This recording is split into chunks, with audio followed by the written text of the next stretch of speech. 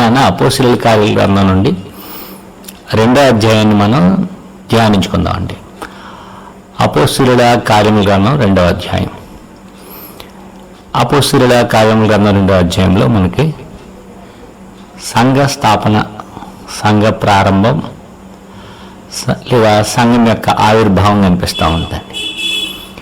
ఇంగ్లీష్లో అయితే birth of church, beginning of the church అంటారు. క్రొత్త నిబంధన సంఘం ప్రారంభమైంది. అపోస్తలుల కార్యముల గ్రంథం 2వ అధ్యాయంలో క్రొత్త నిబంధన సంఘం ప్రారంభమైంది. దేవుడు పరిశుద్ధాత్మను పంపడం ద్వారా సంఘం ప్రారంభమైంది. 2వ అధ్యాయం ప్రారంభంలో ఈ విషయాన్ని చూస్తాం. మొదటి అధ్యాయంలో 4వ వచనం మనం చదువుతున్నప్పుడు తండ్రి వాగ్దానం అనుసరించి, తండ్రి వాగ్దానాలు ఏమై ఉన్నాయో అవి యేసు ప్రభువు వారు తెలియజేశారు. తండ్రి వాగ్దానాన్ని అనుసరించి పరిశుద్ధాత్మ యొక్క రాక, పరిశుద్ధాత్మ సహాయం వలన శక్తి పొందిన పేతురు ప్రసంగం, ఆ ప్రసంగం వలన రక్షణ పొందిన ఆదిమ సంఘం, ఆ విశ్వాసుల యొక్క ఐక్యత, దేవుని వాగ్దానాల నెరవేర్పు, అంటే అపోస్తలుల జీవితంలో దేవుని వాగ్దానాల నెరవేర్పు, ప్రవచనాల రూపంలో ఏ విధంగా దేవుని వాగ్దానాలు నెరవేరుతాయనే ప్రసంగం, అంటే దేవుని వాగ్దానాలు నెరవేరుతున్నాయి అనేది ప్రసంగం. తండ్రి వాగ్దానం నెరవేరుతా ఉంది అనేది ప్రసంగం. విశ్వాసులందరి జీవితాల్లో దేవుని వాగ్దానం నెరవేరింది లేదా నెరవేరుతా ఉంది అనేది మనకి 2వ అధ్యాయము ప్రసంగం యొక్క ఫలితాల్లో కనిపిస్తుంది అన్నమాట. యేసు ప్రభువు వారు చేసిన వాగ్దానం, ఆ వాగ్దానాన్ని అనుసరించి పరిశుద్ధాత్మ యొక్క రాక, యోహాను సువార్త 14వ అధ్యాయం 26వ వచనం, 16వ వచనం, 15వ అధ్యాయము, యోహాను సువార్తలోనే లూకా సువార్త 24వ అధ్యాయం, అపోస్తలుల కార్యముల 1వ అధ్యాయం 4వ వచనం, 8వ వచనం. అంటే యేసు ప్రభు యొక్క పరిచర్య ముగింపు, లేదా యేసు ప్రభు చనిపోయి సమాధి చేయబడి తిరిగి లేచిన తర్వాత ఆయన యొక్క 40 దినాల పరిచర్యలో ప్రాముఖ్యంగా మనకేం కనిపిస్తుంది అంటే చివరి అంకంలో యేసు ప్రభు యొక్క పరిచర్య ముగింపులో తండ్రి అయిన దేవుని యొక్క వాగ్దానం కొరకు ఎదురు చూస్తూ ఉండండి, యెరూషలేము నుండి బయటికి వెళ్ళొద్దు అని చెప్పబడిన విషయాలు మనం ప్రధానంగా చూస్తాం అన్నమాట. ఈ వాగ్దానాలు ఎక్కడుంటే నెరవేరుతాయి అని అంటే యెరూషలేములో ఉంటే నెరవేరుతాయి. యెరూషలేములో వారు ఇశ్రాయేలీయులు లేదా యూదులు యెరూషలేములో కూడుకోవడం లేదా యెరూషలేము రావడం అనేది మనకి ద్వితీయోపదేశకాండం నుండి కనిపిస్తుంది. అంటే లేవియాకాండం 23వ అధ్యాయంలో మనకి నియామక కాలాలు, అంటే దేవుడు అపాయింట్ చేసిన కాలాలు ఏవైతే పండుగలు ఉన్నాయో ఆ పండుగల గురించి మనం చూస్తాం. ఆ పండుగలలో ఇశ్రాయేలీయులైన భక్తిపరులైన ఇశ్రాయేలీయులు దేవాలయం ఎక్కడుంటే అక్కడికి కూడి వస్తారు. ఖచ్చితంగా ఇశ్రాయేలీయుల్లో ఉన్న పురుషులు సంవత్సరానికి 3 సార్లు దేవుని యొక్క ఆలయం దగ్గర కనిపించాలి, వారందరూ అటెండ్ అవ్వాలన్నమాట. ఎందుకు ఇలా దేవుడు ఏర్పాటు చేశాడంటే వారికి వాగ్దానం చేసిన వాగ్దానాలు ఏవైతే ఉన్నాయో ఆదికాండం 3వ అధ్యాయం నుండి ఆదికాండం 12వ అధ్యాయంలో అబ్రహాముకు, ఇస్సాకుకు, యాకోబుకు, ఇశ్రాయేలు యొక్క జనాంగానికి అంతటికీ దేవుడు చేసిన వాగ్దానాలన్నీ కూడా యేసు ప్రభు కాలంలో నెరవేరుతాయి. పండగ సమయంలో ఎందుకు నెరవేరుతాయంటే అక్కడ వాళ్ళు కూడుకుంటారనమాట. ఈ పండగలో, ఈ సమయంలో అందరూ కూడుకున్న ఈ సమయంలో వాగ్దానం నెరవేరింది అనే ఒక సందేశం, సమాచారం, ఈ వార్త అందరికీ త్వరగా చేరుతుంది అనమాట. కాబట్టి పండగ దినాన ఈ తండ్రి యొక్క వాగ్దానం అనేది నెరవేరబోతూ ఉంది. ఎప్పుడైతే ఈ వాగ్దానం నెరవేరిందో శిష్యుల జీవితాల్లో ఒక గొప్ప మార్పు వచ్చిందనమాట. శిష్యుల యొక్క జీవితాల్లో గొప్ప మార్పు. పరిశుద్ధాత్మ శక్తితో వారు నింపబడిన వారే యేసు ప్రభు భౌతికంగా వారి మధ్య లేకపోయినా దేవుని పని చేయడానికి వారు చాలా ధైర్యంగా ముందుకొచ్చారు. దేవుని పని చేయడానికి సిద్ధమయ్యారనమాట. అప్పటి వరకు యేసుప్రభు ఉండాలి, యేసుప్రభు గైడెన్స్ ఇవ్వాలి. 12 మంది శిష్యులను పంపినప్పుడు, ఇద్దరిద్దరుగా పంపినప్పుడు, ఇశ్రాయేల్ దేశం అంతా పంపినప్పుడు ఆయన వారికి ఇన్స్ట్రక్షన్స్ అంటే సూచనలు ఇచ్చి ఈ విధంగా చేయండి, ఈ విధంగా చేయండి అని పంపడం. కానీ ఇప్పుడు యేసుప్రభు వారు 40 రోజులు వారి మధ్య ఉండి పరమునకు చేర్చుకొనబడ్డారు. సుమారుగా ఆ తర్వాత 7 రోజులకు లేదా కొన్ని రోజులకు పరిశుద్ధాత్మని వరం రావడంతో పరిశుద్ధాత్మని శక్తిని వారిని బలపరచడం లేదా పరిశుద్ధాత్మ యొక్క నడిపింపుతో వారు ఏమవుతున్నారు అంటే వారు ఓన్గా అపోస్తులుగా నిలబడ్డమనేది మనం చూస్తాం. ఈ అధ్యాయంలోని అపోస్తుల బోధ యందును అనే మాట మనం 2వ అధ్యాయం 42వ వచనంలో చూస్తాం. అంటే ఎప్పుడు వారు అపోస్తులుగా యేసుప్రభు భౌతికంగా వారితో లేకపోయినా, యేసుప్రభు ఆత్మీయంగా వారితోనే ఉన్నారు. యేసుప్రభు వారికి ప్రభువుగా, శిరస్సుగా, నాయకుడిగా, రక్షకుడిగా, ప్రధాన యాజకుడిగా, మెస్సియాగా వారితోనే ఉన్నారు. తండ్రి కుడిపార్శ్వం నుండి ఆయన శిష్యుల్ని నడిపిస్తూనే ఉన్నారు. భౌతికంగా లేరు, ఆయన పరిచర్యలో 3.5 సంవత్సరాలు ఉన్నట్లుగా లేరు. అయినప్పటికీ శిష్యులు బలంగా ఈ పనిని, యేసు ప్రభు అప్పగించిన పనిని ముందుకు కొనసాగిస్తున్నారు. అంటే తండ్రి అయిన దేవుని వాగ్దానాలు వారి జీవితంలో అమలవుతున్నాయి. తండ్రి అయిన దేవుని వాగ్దానాలు వారి సువార్త లేకపోతే వారు ప్రకటించే వార్త, శుభవార్త, దేవుని వాక్యం ఎవరైతే వింటున్నారో వారి జీవితాల్లో కూడా అమలయ్యేటట్లుగా, అందరినీ తండ్రి అయిన దేవుని వాగ్దానాలు పొందేటట్లుగా వారి యొక్క సువార్త, వారి పరిచర్య ఉంది. వారు దేవుని యొక్క వాగ్దానాలు అందరూ పొందేటట్లుగా, దేవుని యొక్క దీవెనలు, దేవుని యొక్క రక్షణ, దేవుని యొక్క మేలులు, దేవుని యొక్క నిత్య జీవం అందరూ పొందేటట్లుగా వారు పరిచర్య చేస్తున్నారు. దేవుని యొక్క వాగ్దానం అదే, శాశ్వతమైన రక్షణ, శాశ్వతమైన నిబంధనలోనికి ఎవరైతే ప్రవేశిస్తారో వారికి శాశ్వతమైన రక్షణ ఉంటుంది అనేది ప్రారంభం నుండి దేవుడు పితరుల ద్వారాను, తర్వాత ఇశ్రాయేలీల ద్వారాను, తర్వాత ప్రవక్తల ద్వారాను, దినములంతమందు తన కుమారుని ద్వారా తెలియజేశారు. ఇప్పుడు అదే శుభవార్త, అదే వార్త, అదే సువార్త, అదే ప్రసంగాలు, అదే పనిని అపోస్తులు చేస్తున్నారన్నమాట. అపోస్తుల కార్యాలను 1వ అధ్యాయం 1వ వచనం నుండి మనం చదువుతుంటే, పెంతెకొస్తు పండుగ దినం వచ్చినప్పుడు, అంటే పండుగ దినం ఎందుకనంటే కొన్ని లక్షల మంది కూడుకుంటారు, భక్తి గల వారందరూ కూడుకుంటారు. 2వ అధ్యాయం 5వ వచనం మనం చదువుతుంటే, భక్తి గల యూదులు ఆకాశము క్రింద నుండి జన్మల్లో నుండి వచ్చిన, ప్రతి జన్మలో నుండి వచ్చిన భక్తి గల యూదులు యెరూషలేములో కాపురముండిరి.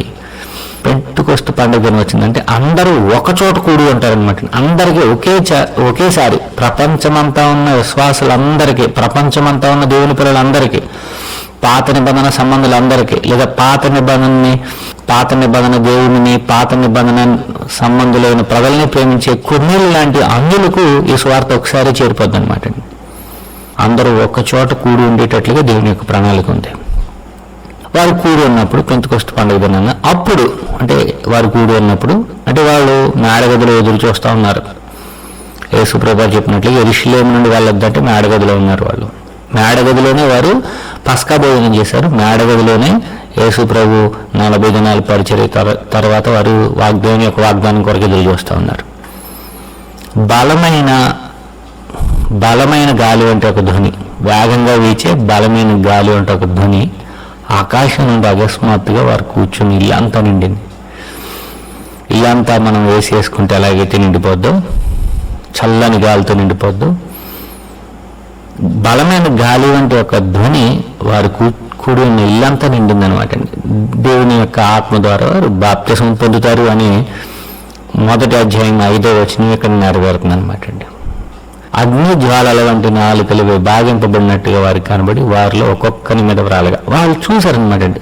సమ్ సైన్, ఒక సూచన చూశారనమాట. అగ్ని జ్వాలల వంటి నాలుకలు విభాగింపబడినట్లుగా వారికి కనబడి ఆ శబ్దం వినబడింది. శబ్ద సాక్షాత్కారం అంటే విట్నెస్ అనమాట అండి. ఒక శబ్దం, ఒక సాక్ష్యం ఉంది. అలాగే కంటికి కనబడింది అనమాట అండి.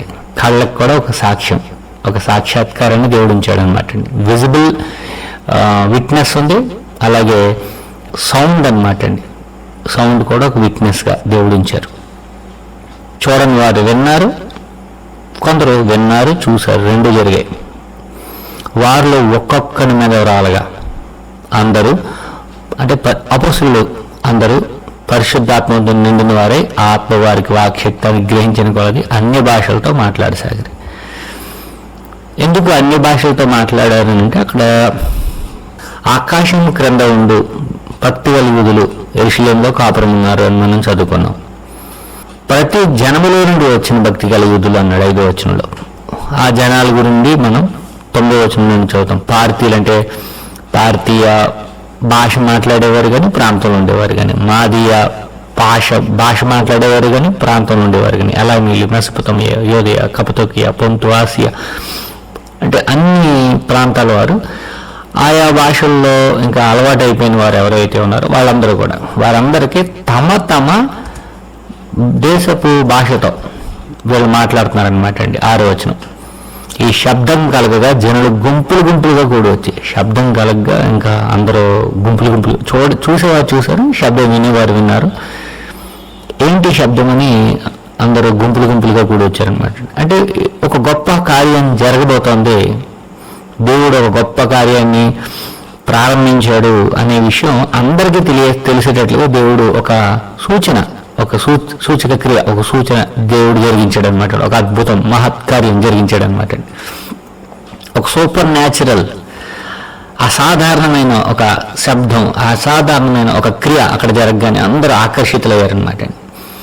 మనము నిర్గమాకాండం 19వ అధ్యాయం చదువుతున్నప్పుడు అక్కడ దేవుడు సీనాయి కొండ మీద ధర్మశాస్త్రం ఇచ్చినప్పుడు కూడా ఇటువంటి అసాధారణమైన గొప్ప గొప్ప కార్యాలు, శబ్దాలు వారు చూసేటట్లుగా మేఘము, గాఢాంధకారము, ఉరుములు, మెరుపులు ఇలాంటివి అనేకమైనవి వారికి కనిపించాయి అనమాట. అంటే మొదటి నిబంధన దేవుడు ఇస్తున్నప్పుడు, చేసుకుంటున్నప్పుడు సీనాయి కొండ దగ్గర జరిగింది ఒక మహత్కార్యము, వింతైన కార్యము, దేవుని గొప్ప కార్యము, భ్రాంతి నొందేటంత కార్యము. అలాగే ఇప్పుడు కూడా జరిగిందనమాట. 2 నిబంధనల ముందు లేకపోతే 2 నిబంధనలు చోటు చేసుకున్న సమయంలో, సందర్భంలో ఇటువంటి వింతైన కార్యక్రమాలు, అసాధారణమైన కార్యక్రమాలు దేవుడు జరిగిస్తాడనమాట. అంటే ఇక్కడ జరిగింది, దేవుడు తన యాక్టివిటీ లేకపోతే దేవుడు ఒక కార్యం జరిగించబోతున్నాడు, జరిగిస్తా ఉన్నాడు అనేది అందరూ తెలుసుకునేటట్లుగా దేవుని యొక్క ఏర్పాటు అనమాట. అంటే ఈ శబ్దం కలగ జనులు గుంపులుగా కూడా వచ్చారనమాట. వారికి వాక్శక్తి అనేసరికి ఇతరులకు తమ తమ భాషల్లో వివరించడానికి సంబంధించిన శక్తి అనమాట. నాకు తెలుగు వచ్చు, అంటే బాగానే వచ్చు, పండితుని ఏం కాదు కానీ తెలుగు వచ్చు. ఇంగ్లీష్ కూడా కొంత మేనేజ్ చేయగలం, పర్వాలేదు. కొన్ని భాషలు కొంత వరకు వచ్చు, చాలా తక్కువ వచ్చు అనమాట. నాకు వాక్శక్తి అంటే ఇప్పుడు హిందీలో చెప్పమంటే చెప్పలేను, కన్నడలో చెప్పమంటే ఏదో కొంత మేనేజ్ చేయగలను, ఇంగ్లీష్లో చెప్పంటే కొంతవరకు మేనేజ్ చేయగలం, తెలుగులో చెప్పమంటే కొంతవరకు బాగానే చెప్పగలం. హృదయాలు తాకేటట్లుగా, హృదయాలు స్పందించేటట్లుగా మాట్లాడగలుగుతాం. శిష్యులు అలా కాదు. శిష్యులు గలిలయ ప్రాంతం వారంటే వాళ్ళు శ్రీకాకుళం ప్రాంతం లాంటి వారు అనమాట. ఇప్పుడు హైదరాబాద్ కానీ, విజయవాడ, ఏలూరు ఇటువంటి ప్రాంతాల్లో మాట్లాడేంత చక్కని భాష, తెలుగు భాష శ్రీకాకుళం ప్రాంతంలో వారు కానీ, లేకపోతే మారుమూల ప్రాంతపు ప్రజలు మాట్లాడలేరు. మాట్లాడతారు కానీ అందరినీ కమ్యూనికేట్ చేసేటట్లుగా, అందరికీ స్పష్టంగా అర్థమయ్యేటట్లుగా వారు మాట్లాడలేరు. అలాగే వారి భాషలో స్కిల్ ఉండదు, నైపుణ్యత ఉండదు. వారికి పెద్ద ఎక్కువ భాషలు కూడా రావు. విజయవాడలో ఉంటే 1-2-3 భాషలు వస్తాయి, హైదరాబాద్లో ఉంటే ఖచ్చితంగా హిందీ, తెలుగు, ఇంగ్లీష్ కూడా కొంతవరకు రావచ్చు. కానీ మారుమూల ప్రాంతంలో ఉంటే ఒకే భాషకి పరిమితం అయిపోతాం. అలాగే గలిలయులు కూడా వారు లోకల్ లాంగ్వేజ్కి పరిమితం అయిపోయిన ప్రజలు అనమాట. అలాంటి మనుషులు ఇప్పుడు పార్తీయులకు, మాదీయులకి, ఎలామీయులకి, మెసొపొతేమియాలకి, యూదయ, కపతోకియా, పొంతు, ఆసియా, ఫ్రుగియా, పంఫిలియా, ఐగుప్తు, కురేనే, లిబియా, రోమా నుండి పరవాసులుగా వచ్చిన వారికి, క్రేతీయులకి, అరబ్బీలకి, అందరికీ వీరు మన భాషలతో దేవుని గొప్ప కార్యములు వివరించుటకునిచున్నాం అంటే వివరిస్తున్నారనమాట. వాళ్ళు ఇక్కడున్న ప్రవచనాన్ని చూపించి వివరిస్తున్నారు, ఇక్కడున్న వాక్యాన్ని చూపించి వివరిస్తున్నారు, దేవుని వాగ్దానాన్ని చూపించి వివరిస్తున్నారు. ఈ వాక్యం ఈ విధంగా నెరవేరింది, ఈ వాక్యం ఈ విధంగా నెరవేరింది, ఈ వాక్యం యేసుక్రీస్తులో ఈ విధంగా నెరవేరింది. ఇలాగ వాళ్ళు వాక్యము దేవుని యొక్క వాగ్దానాల నెరవేర్పును వివరించి అందరికీ అర్థమయ్యేటట్లే చెప్తున్నారు. అంతేగాని ఇప్పుడు మాట్లాడే జిబ్రిష్ మాట్లాడలేదు. ఇప్పుడు ఏదో నోటుకు వచ్చినట్లు షలల కందలలో బరబాబా ఏదేదో ఇంకా రకరకాలన్నమాట మనం ఇమిటేట్ చేయొచ్చు ఆ భాషలో. ఇతరులు బాగా నవ్వుకుంటూ ఉన్నారు, చాలా హేళనగా ఉంటుంది, అవమానంగా ఉంటుంది. వాళ్ళు మాట్లాడింది అలా లేదు. వారు 11 మందితో లేదా 11 మందితో లేచి నిలిచి దగ్గరగా పేతురు ప్రసంగం ప్రారంభించాడు. అంటే ఆయనకి భాష మీద కమాండ్ వచ్చిందనమాట. యోదయ మనుషులారా, యెరూషలేములో కాపురమున్న సమస్తమైన జనులారా. అంటే ఇప్పుడు ప్రస్తుతానికి యోదయ వచ్చారు, వాళ్ళు యెరూషలేములో కాపురం ఉన్నారనమాట. ఆయా ప్రాంతాల నుండి 15 ప్రాంతాల భాషల రకరకాల ప్రాంతాల నుండి వచ్చిన వారందరూ సమస్త జనులు కూడా యెరూషలేములో కాపురం ఉన్నారు. పండగకు వచ్చారు, ఏకంగా కూడి ఉన్నారు. వాళ్ళు ఈ గొప్ప వింతైన కార్యం సూచక క్రియ అద్భుతంగా జరగగానే అందరూ విభ్రాంతి నుండి ఆశ్చర్యపడి పరిగెట్టుకుంటూ వచ్చారనమాట. ఏంటిది వింత అని చూడడానికి. 7వ వచనం మనం చదువుతుంటే, అంతటా అందరూ విభ్రాంతి నుండి ఆశ్చర్యపడి, ఇదిగో మాట్లాడుచున్న వీరందరూ గలిలయులు గారా. యేసు పేతురుతో పాటు ఉన్న ఈ 11 మంది గలిలయులు అనమాట. మనలో ప్రతివాడు తాను పుట్టిన దేశ భాషతో వీరు మాట్లాడుట మనం వినుచున్నాము. ఇదేంటి అసలు ఎలా జరుగుతుంది, ఎలా సాధ్యం ఇది అంటే, దేవుడు పరిశుద్ధాత్మని ఇవ్వడం, ఆయన వాగ్దానం ప్రకారంగా వారికి వాక్శక్తిని ఇవ్వడం, వారు మాట్లాడేటట్లుగా దేవుడు వారికి సామర్థ్యం ఇవ్వడం, వారు మాట్లాడటం. కొందరు అనుకుంటున్నారు క్రొత్త మద్యంతో నిండి ఉన్నారు, అంటే మొత్తం ఏదైనా మాట్లాడుతుంటే అర్థం కాకపోతే త్రాగుబోతు మాట్లాడుతున్నట్టుగా మాట్లాడుతున్నాడు, అర్థం కావట్లేదు అంటారు కదా. క్రొత్త మద్యంతో నిండిపోయారు అని అపహాస్యం చేసుకుంటున్నారు అన్నమాట. అయితే పేతురు 11 మందితో లేచి నిలిచి దగ్గరగా ఆయన చాలా కన్ఫామ్గా చెప్తున్నాడు అనమాట. చెవి ఒగ్గిన మాటలోనండి, ఇది మీకు తెలియాలి, ఇదంతా ఖచ్చితంగా తెలియాలని పేతురు ప్రారంభించాడనమాట అండి. పేతురు ప్రారంభించి మొదటి ప్రసంగాన్ని 14వ వచనం నుండి ప్రారంభించాడు. పేతురు యొక్క మొదటి ప్రసంగం. ఈ ప్రసంగం క్రొత్త నిబంధన ప్రారంభానికి సంబంధించిందనమాట.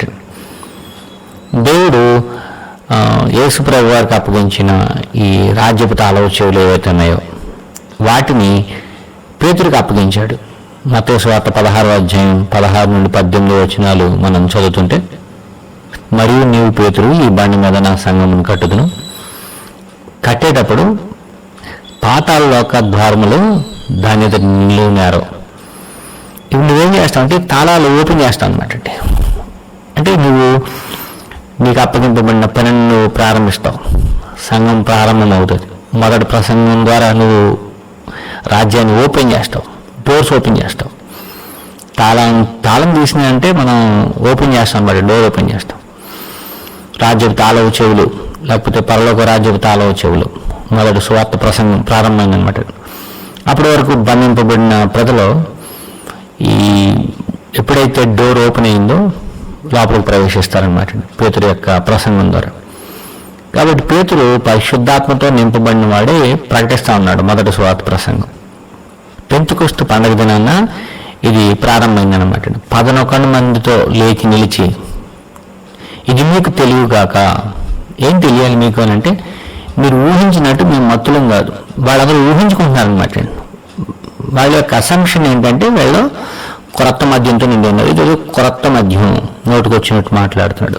మా ఇంటి దగ్గర ఒక ఆయన ఉంటాడు, ఎప్పుడు ఎవరితోనూ మాట్లాడు, చాలా ముభావంగా ఉంటాడు. ముభావంగా అంటే మనం ఏమంటామంటే తనలో తాను అతను ఒంటరిగా ఉన్నట్లుగా ఉంటాడనమాట, ఎవరితో పెద్దగా మాట్లాడ్డా. అటువంటి వ్యక్తి తాగాడంటే రోడ్లో ఎవరిని వెళ్ళినోడు, మాట్లాడుతూనే ఉంటాడు. అలాగే వీళ్ళు కూడా ఊహించుకున్నారనమాట. కొత్త మద్యంతో నిండిపోయారు, మత్తులో ఉన్నారు అంటే పొద్దు పొడిచి జామైనా కాలేదు, ఈ సమయంలో త్రాగం మీరు అందుకుంటున్నారు. ఇది యోవేలు ప్రవక్త ద్వారా చెప్పబడిన సంగతి, ఇది లేకపోతే చెప్పబడిన ప్రవచనం నెరవేరింది. ఆ నెరవేరుని బట్టి అంత్యదినాల్లో నేను మనుషులందరి మీద నా ఆత్మను కుమ్మరిస్తానని దేవుడు చేసిన వాగ్దానం, యోవేలు ద్వారా చెప్పబడిన వాగ్దానం నెరవేరింది. మీ మీద నా ఆత్మను కుమ్మరించెదను, మీ కుమారులను మీ కుమార్తెలను ప్రవచించెదరు, మీ యవనులకు దర్శనములు కలుగును, మీ వృద్ధులు కలలు గందురు. ఇక్కడ కుమ్మరించెదను, ప్రవచించెదరు, దర్శనములు వెలుగును, కలలు గందురు అనే మాట ఎప్పుడనంటే అంత్యదినాల్లో. కాబట్టి 18వ వచనం చదువుతుంటే, ఆ దినములలో నా దాసుల మీదను నా దాసులందరి మీదను నా ఆత్మను కుమ్మరించెదను గనుక వారు ప్రవచించెదరు. కాబట్టి వారు ఏం చేస్తారంటే ప్రవచిస్తారు అనమాట. అంటే ప్రవచించడం అంటే ఒక అర్థం ఏంటంటే ప్రకటించడం అనమాట. ప్రవచించడం అంటే సాధారణంగా భవిష్యత్తు ప్రకటించడం లేదా ప్రవచించడం, నోటికి దేవుడు మాటలు అందిస్తే మాట్లాడడం అనేది మనం సాధారణంగా నమ్ముతూ ఉంటాం. ఇక్కడ మనం గమనించాల్సింది ఏంటంటే ప్రవచించెదరు అని అంటే దేవుని యొక్క వాగ్దానం ఏదైతే ఉందో ఆ వాగ్దానం యొక్క నెరవేర్పును వివరించి చెప్తారనమాట. పాత నిబంధన ప్రవచనాలు ఎత్తి చూపిస్తూ వివరించి చెప్తారు. పైన ఆకాశమన్న మహత్కార్యములను, కింద భూమి మీద సూచక్రియలను, రక్తమును, అగ్నిని, పొగ, ఆవిరిని కలుగజేసేది. అంటే ఇది నిబంధన సంబంధమైన భాషా శైలి అనమాట అండి. ఆ లాంగ్వేజ్ ఇది కాన్వెంటల్ లాంగ్వేజ్. ఇక్కడ ఏం జరుగుతుందంటే ఆత్మను కుమ్మరించేదను అని అంటే ఆత్మ కుమ్మరించినప్పుడు ఎవరికి కుమ్మరింపబడుతుందనంటే ఎవరైతే కొత్త నిబంధన లేదా నిబంధన పునరుద్ధరించుకుంటారో, నిబంధనలలో వారు స్థిరపడాలనుకుంటారో వారికి ఆత్మనిస్తాడనమాట అండి. వారికి అప్పుడు ఆత్మ విషయాలు అర్థమవుతాయి. కాబట్టి భక్తి గల యూదులు యెరూషలేములో కొన్ని లక్షల మంది కాపురం ఉంటారు పండుగ సమయంలో. కానీ ఇక్కడ కొద్దిమంది వచ్చారు, విన్నారు. 3,000 మంది బాప్తిసం పొంది రక్షణ పొందారు. వారందరూ ఎవరనంటే ప్రభు నామం బట్టి ప్రార్థన చేస్తున్నారనమాట. వాళ్ళు దేవా, యెహోవా, మా తండ్రి, మా నాయన, మాకు రక్షణ ఇవ్వు, మాకు ఒక మెషియానివ్వు. ఆనాటి కాలంలో ఫిలిష్తీయులు విస్తరించినప్పుడు దావీదునిచ్చినట్లుగా మా తండ్రి మాకు నీ రక్షకునివ్వు, మమ్మల్ని మరలా పునరుద్ధరించు, నీ వాగ్దానాలు నిలబెట్టుకో, మాతో నిబంధన మరలా పునరుద్ధరించుకో అని ఎవరెవరైతే ప్రార్థన చేస్తూ ఉన్నారో వాళ్ళందరూ ప్రార్థన దేవుడు విని వారి ప్రార్థనలకు ప్రతిఫలంగా దేవుడు రక్షణిస్తున్నాడు అనమాట అండి. తన కుమారుడి ద్వారా రక్షిస్తున్నాడు. ఈసారి దేవుడు తన కుమారుడి నుండి ఏమైతే రక్షణ ఆది నుండి ఇస్తానని వాగ్దానం చేశారో ఆ వాగ్దానం ఇప్పుడు 2వ అధ్యాయం నెరవేరుతుంది. ఈ దినము ప్రత్యక్షం అవుతుంది అనమాట. ఈ దినం ఈ విషయాలన్నీ సంభవిస్తూ ఉన్నాయి, జరుగుతూ ఉన్నాయి. ఇది ఇశ్రాయేలు వారులారా ఈ మాటలు వినుడి. అంటే ఇశ్రాయేలుకు దేవుడు వాగ్దానాలు చేశాడు. దేవుడు వారికి తన వర్తమానాన్ని అందించారు. నా రక్షణ ఇస్తానని, నిత్య జీవాన్ని ఇస్తానని, శాశ్వతమైన జీవితాన్ని ఇస్తానని, పరలోకాన్ని ఇస్తానని వాగ్దానం చేశారు. కాబట్టి ఈ మాటలు వినండి. ఏంటంటే అది దేవుడు నజరేయుడగు యేసు చేత అద్భుతములను, మహత్కారములను, సూచక్రియలను మీ మధ్యన చేయించి, మొదటి నిబంధనలో మోషే ద్వారా దేవుడు ఏ విధంగా అయితే అద్భుతాలు, మహత్కారాలు, సూచక్రియలు మీ మధ్యన చేయించాడో, ఆయన చేయించిన అద్భుతాలు, మహత్కార్యాల చేత ఐగుప్తులోనున్న ఇశ్రాయేలు అందరూ ఎలాగైతే మోషేని వెంబడించారో అలాగే యేసు ప్రభువును కూడా వెంబడిస్తారని నేను పంపించాను, మీ మధ్యన చేయించాను. నేను చేయించాను మోషే ద్వారా, యేసు ప్రభు ద్వారా నేను చేయించాను. ఏలియా ద్వారా, ఎలీషా ద్వారా, అపోస్తుల ద్వారా కూడా దేవుడే చేయిస్తారనమాట. మీ మధ్యన చేయించి ఆయనను తన వలన మెప్పు పొందిన వాడిగా మీకు కనపరిచాను. ఈయన నావాడు, నా శక్తి, నా నడిపింపు, నా తోడు యేసు ప్రభు కొండని దేవుడు జరిగిస్తే వాళ్ళు ఏమనుకున్నారంటే ఏదో బయలుజీబులు, తన సామరుడు, దయ్యం పట్టినవాడని అతన్ని అసహించుకున్నారు, ద్వేషించారు, చివరికి చంపేశారు. ఇది మీరే ఎరుగుదురు. పేతురు ప్రసంగం అన్నమాట ఇది. ఆయన పునరుద్ధరణుడైన యేసు ప్రభుని గురించి మాట్లాడుతున్నాడు. అప్పటికే పునరుద్ధరణుడయ్యారు.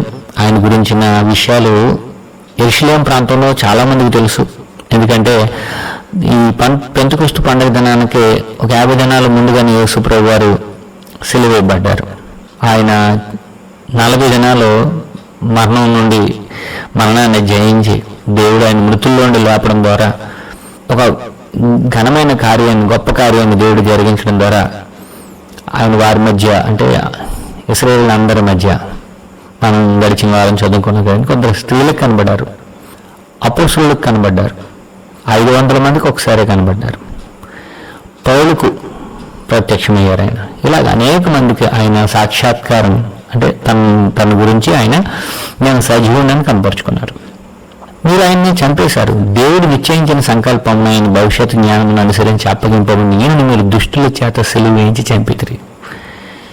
దేవుని యొక్క భవిష్యత్ జ్ఞానంలో యేసు ప్రభు చనిపోవాలి, కాలం పరిపూర్ణమైనప్పుడు దేవుడు తన కుమారుని పంపెను, ఆయన స్త్రీ అందు పుట్టి మనం దత్తపుత్రులు కావాలని ధర్మశాస్త్రం ముందు ఎవరైతే ఉన్నారో దాని క్రింద ఎవరైతే ఉన్నారో వారిని విమోచించడానికి ఆయన దేవుని కుమారుడిగా విధేయుడిగా దేవుని చిత్తాన్ని బట్టి చనిపోయారు అనే విషయాన్ని మనం గలతీ పత్రికలో చూస్తాం. అంటే దేవుడు నిశ్చయించిన సంకల్పం అనమాట. పేతురు మొదటి పత్రికలో కూడా ఇదే చూస్తాం. అమూల్యమైన రక్తం చేత విమోచించాలని దేవుడు యేసు ప్రభు వారిని జగత్తు పునాది వేయబడక మునిపే నియమించారు. దేవుడు నియమించుకున్నాడు అనమాట. అద్భుతాలు చేయడానికి నియమించుకున్నాడు. తన సంకల్పం ద్వారా రక్షణను, శాశ్వతమైన రక్షణను, శాశ్వతమైన నిబంధనను మానవులకు ఇవ్వడం కొరకు దేవుడు నిశ్చయించుకున్నారు. అటువంటి వ్యక్తిని మీరు దుష్టుల చేత సిలువ వేయించి చంపించారు. మరణం ఆయనను బంధించున్నాడు అసాధ్యం, ఎందుకంటే ఆయనలో పాపం లేదు. దేవునికి వ్యతిరేకంగా తిరుగుబాటు చేసి ఆయన చనిపోలేదు. దేవుని చిత్తానుసారంగా ఆయన తను తాను అప్పగించుకున్నారు. పరిమళ వాసనగా ఉండడానికి మన కొరకు తను తాను అప్పగించుకున్నారు ఆయన. కాబట్టి బంధించడం మరణానికి అసాధ్యం. యేసుప్రభును మరణం బంధించలేదు, మన కొరకు చనిపోయారు ఆయన. దేవుడు మరణ వేదనను తొలగించి ఆయనను లేపెను. ఇది సువార్త అన్నమాట. ఈ సువార్త ఆది నుండి దేవుడు ప్రకటిస్తూ ఉన్నారు. మొదటి ఆదాము చనిపోయాడు, కడపటి ఆదాము మరణం నుండి తిరిగి లేస్తాడు, ఆయనను లేపెను అనే మాట మనం చూస్తాం అన్నమాట. ఆయనను గురించి యోవేలు చెప్పాడు, నెరవేరింది. ఇప్పుడు దావీదు చెప్పింది కూడా నెరవేరుతుంది అని 25వ వచనం నుండి 33వ వచనం వరకు మనం చూస్తే కొటేషన్ అంటే కీర్తన గ్రంథంలోను 16వ కీర్తనకు సంబంధించిన కొటేషన్ అంటే యేసు ప్రభు యొక్క మృతుల పునరుద్ధానానికి సంబంధించిన విషయాలు దావీదు ముందుగా చెప్పిన విషయాలు ఇక్కడ పేతురు మాట్లాడుతున్నాడు, లేదా ఉటంకిస్తా ఉన్నాడు. ఆయన గురించి దావీదు ఇట్లా నేను ఎల్లప్పుడూ నా ఎదుట ప్రభువును చూచుచుంటిని. ఎందుకంటే ఆయన సజీవుడు, నేను చూస్తూ ఉన్నాను. ఆయన నా కుడిపార్శ్వన ఉన్నాడు కనుక నేను కదల్చబడను.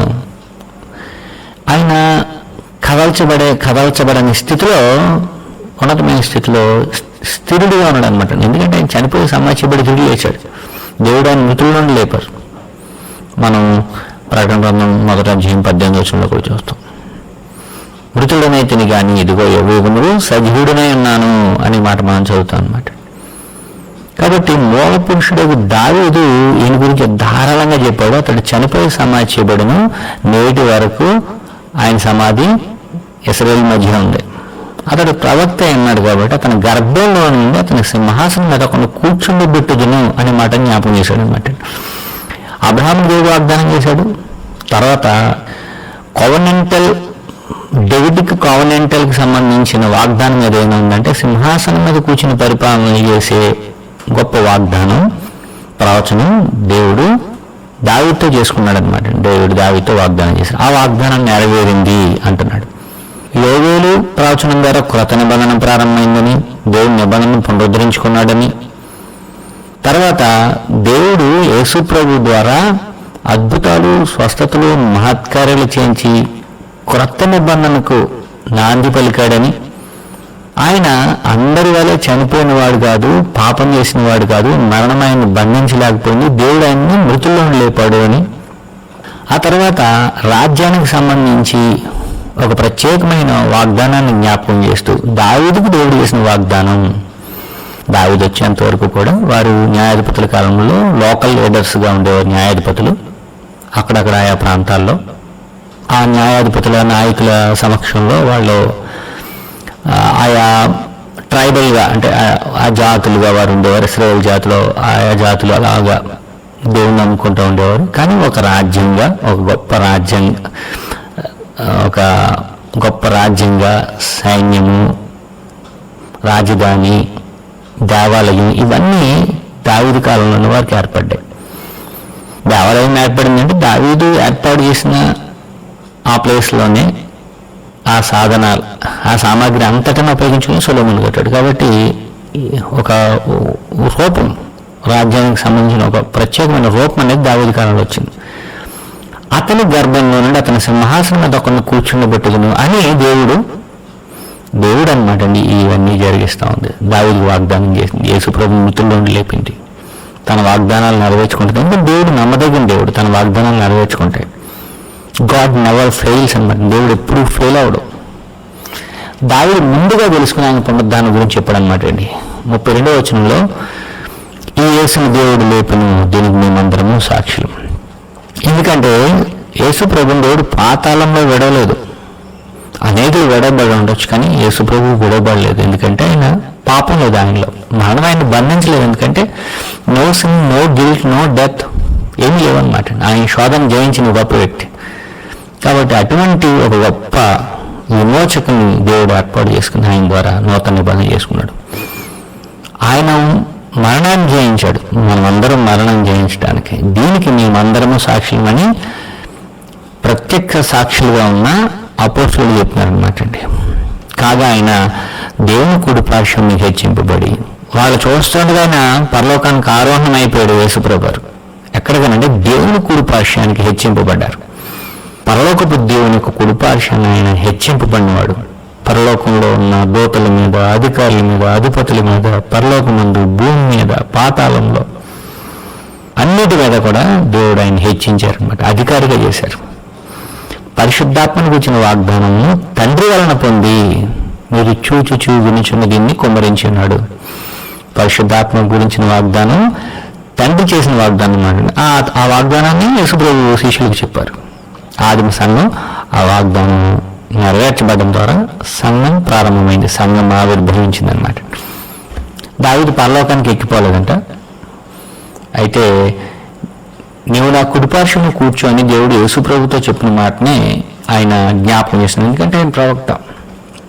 అది ఎలా నెరవేరిందంటే, మీరు సిలువ వేసిన అసలు అది నెరవేరడానికి అటువంటి ఒక గొప్ప కార్యం నెరవేరిందంటే దానికి గల కారణం, మీరు సిలువ వేసిన దేవుడు ప్రభుగాను క్రీస్తుగా నియమించిన ఇశ్రాయేలు వంశమంతా రూఢిగా తెలుసుకోవాలని చెప్పాడు. ఖచ్చితంగా తెలుసుకోవాలి. ఇది చెవిలో పడి నిర్లక్ష్యం చేసే వార్త కాదు. ఇది విని పట్టినట్లుగా నిర్లక్ష్యం చేసే వార్త కాదు. ఇది ఇశ్రాయేలు వంశమంతా రూఢిగా, ఖచ్చితంగా, నిశ్చయంగా తెలుసుకోవాలి. ఈ మొదటి సువార్త ప్రసంగం విన్న ప్రజలు స్పందించారు, మేమేం చేయాలి ఇప్పుడు అని హృదయాల్లో నొచ్చుకుని పొడవబడిన వారే పేతురును కడమ అపోస్తులను అడిగారు. కడమ అపోస్తులు అన్నమాట. ఎందుకంటే గృహ నిర్వాహకత్వం అనేది పేతురుతో పాటు ఉన్న అపోస్తులుకును అప్పగింపబడింది అనమాట. కడమ అపోస్తులు అన్నారు. అందుకనే క్రీస్తు చేసే ముఖ్యమైన మూలరాయి ఉండగా అపోస్తులను ప్రవక్తలు వేసిన పునాది మీద మీరు కట్టబడి ఉన్నారు. కాబట్టి ఆ విధంగా సంఘం ప్రారంభించబడి కట్టబడింది అనమాట. ఈ దినం మనం నేర్చుకున్న అంశాలు ఏంటంటే, సంఘం పుట్టుక లేదా సంఘ ఆవిర్భావం, క్రొత్త నిబంధన సంఘం ప్రారంభం అనమాట. తండ్రి వాగ్దానాన్ని అనుసరించి పరిశుద్ధాత్మ వారి మీదకి రావడంతో, అపోస్తుల మీదకి రావడంతో పేతురు మొదటి ప్రసంగం చేశాడు. విశ్వాసులు దేవునికి పిల్లలయ్యారు. వారి జీవితాల్లో దేవుని వాగ్దానాలు నెరవేరాయి. యేసుప్రభు వాగ్దానం చేసిన పరిశుద్ధాత్మ యొక్క రాకతో ఈ వాగ్దానాలన్నీ నెరవేరాయి. శిష్యుల జీవితాల్లో గొప్ప మార్పు, మలుపు వచ్చింది. వారి శక్తితో నిండారు. యేసుప్రభు భౌతికంగా వారి మధ్య లేకపోయినా పని చేయడానికి సిద్ధపడ్డారనమాట. ఆయన దగ్గరకు పంపించలేదు, అయినా కానీ వారు అడుగు కట్టుకున్నంటే బలపడి స్వాతంత్రం ప్రకటించారు. అది ఎప్పుడు జరిగిందంటే పెంతెకొస్తు పండుగ దినాన్ని జరిగింది. ఒక వింతైన గొప్ప కార్యం, మహత్కార్యం జరిగిందనమాట. అందరూ కూడి వచ్చారు. ఏంటిది వింత అని. భక్తి గల యూదులు, యెరూషలేములో కాపురం ఉన్న వాళ్ళందరూ విభ్రాంతి నుండి ఆశ్చర్యపడి, వీళ్ళు దేవుని గొప్ప కార్యాలు మన భాషల్లో, అంటే మనం పుట్టిన భాషల్లో వివరిస్తున్నారు అంటే, అప్పుడు పేతురు లేచి ఇదంతటికి కారణం ఏంటంటే యోవేలు ప్రవక్త ప్రవచనం. యోవేలు గ్రంథం మనం చదువుతున్నప్పుడు ఒక మంచి గ్రంథం యోవేలు గ్రంథం. యోవేలు గ్రంథంలో దేవుని తీర్పుల గురించి, దేవుని యొక్క రక్షణ గురించి ఉంటుంది అనమాట అండి. దేవుని యొక్క రక్షణ, దేవుని యొక్క తీర్పు పక్కపక్కనే ఉంటాయి. రెండు పట్టాలు అలాగైతే ఉంటాయి, అలాగే ఉంటాయి అన్నమాట. దేవుని తీర్పు కొందరు రక్షిస్తుంది, దేవుని తీర్పు శిక్షిస్తుంది. కాబట్టి పేతురు ప్రసంగం అన్నవారు రక్షింపబడ్డారు, పేతురు ప్రసంగం అన్నవాడు శిక్షకి అప్పగింపబడతారనమాట. కాబట్టి సంఘ ప్రారంభం, సంఘం కొనసాగిస్తుంది, సంఘం విస్తరిస్తుంది అంటే రక్షించడానికి, అలాగే విన్న వారికి శిక్ష విధించడానికి సంఘం కొనసాగుతుంది. మనం రక్షింపబడిన వారిలో ఉండాలని, రక్షింపబడిన వారిగా కొనసాగాలని కోరుతూ శ్రద్ధగా మీ అందరికీ హృదయపూర్వకంగా చేసి ముగిస్తున్నానండి. ప్రార్థన చేసుకుందాం. మహోన్నతుడ మహాగణుడ మా తండ్రి, మీకు స్తోత్రాలు. నమ్మదగిన దేవుడు, మీకు కృతజ్ఞతాస్తులు. మీరు మాట ఇస్తే ఆ మాట నెరవేరుతుందని, మీరు వాగ్దానం చేస్తే నెరవేర్చుకుంటారని మీ గ్రంథం ద్వారా మాకు తెలియజేసినందుకు కృతజ్ఞతాస్తులు తండ్రి. మీ శక్తిని బట్టి, మీ జ్ఞానాన్ని బట్టి మన ఆయన ఏ కాలంలో మానవులందరినీ రక్షించాలి, ఏ కాలంలో మానవులందరికీ సమాచారం అందుతుందనే గొప్ప భవిష్యత్తు జ్ఞానాన్ని బట్టి, ముందు చూపుని బట్టి మీకు కృతజ్ఞతాస్తులు తండ్రి. ఆ కాలంలో ప్రారంభమైన రక్షణ సువార్త పేతురు ప్రారంభం ద్వారా, పేతురు ప్రారంభించడం ద్వారా మా దగ్గరికి, మా వరకు తీసుకుని వచ్చినందుకు స్తోత్రాలు తండ్రి. అలాగే ఆ పరంపరని మేము కొనసాగిస్తూ మన ఆయన మీ ప్రియమైన బిడ్డలుగా అపోస్తుల యొక్క బోధలో కొనసాగుతూ రక్షణ భాగ్యం మేము అందరం పొందగలిగినట్లు మీ సహాయం దయచేయండి. మా తండ్రి అనుదినము మీ కార్యక్రమాలను జరిగిస్తున్న ప్రేరేపిస్తున్న మీ ప్రియ బిడ్డలందరిని బట్టి, నాయకులు ఉన్న వారిని బట్టి మీ కృతజ్ఞతాస్తులు స్తోత్రాలు తండ్రి. ప్రతి వారిని పేరు పేరున ఆశీర్వదించండి, దీవించండి. మా తండ్రి ఈ కార్యక్రమంలో పాలుభాగస్సులైన ప్రతి ఒక్కరిని, వారి కుటుంబాన్ని, సేవకులను, వారి పరిచర్యను దీవించి ఆశీర్వదించండి, ఫలింపు చేయండి. ఈ రాత్రికాలపు దేవుల్లో విశ్రాంతిని మాకు అనుగ్రహించండి. మీ వాక్యం మా హృదయంలో స్థిరపరచండి తండ్రి. వాక్యము మా హృదయంలో నుండి తొలగిపోకుండా, సాతాను ఎత్తుకుని పోకుండా మీ సహాయం చొప్పున స్థిరపరచండి ఆయన. 30 గంటలుగా, 60 గంటలుగా, 100 గంటలుగా మేము వాక్యంలో ఎదుగు ఫలించినట్లు మీ సహాయం దయచేయండి. ఆదిమ సంఘం యొక్క ధన్యత మా జీవితాల్లో ఉండేటట్లుగా మీ సహాయం చెప్పిన కృప చెప్పని జరిగించండి తండ్రి. ఈ రాత్రికాల దేవుని మాపై ఉంచవలసింది నీ ప్రార్థన మీ కుమారుడు, మా రక్షకుడిని యేసుక్రీస్తు నామములో మీకు సమర్పిస్తున్నాం తండ్రి. ఆమేన్.